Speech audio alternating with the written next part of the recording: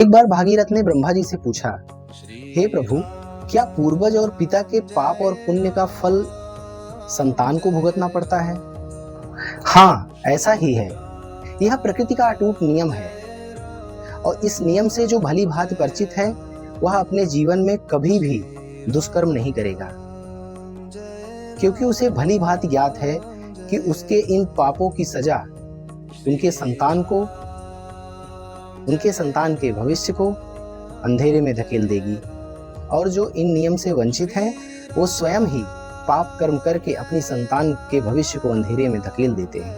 भागीरथ, प्रलय तक तथा प्रलय के पश्चात, तत्पश्चात प्रलय तक आने वाले कलयुग में इन नियमों का पालन ना करते हुए मनुष्य अपने कुकर्मों में लीन होकर अपने संतान के भविष्य को संकट में डाल देंगे, पीड़ा में डाल देंगे। संतान को जो भी कष्ट होगा वह उस कष्ट का निदान ढूंढते रहेंगे, परेशान होते रहेंगे, लेकिन वह उसका निदान कभी नहीं पाएंगे और इस परिणाम तक कभी नहीं पहुंच सकेंगे कि संतान को मिले कष्ट का कारण वह स्वयं है, उनके स्वयं के पाप हैं।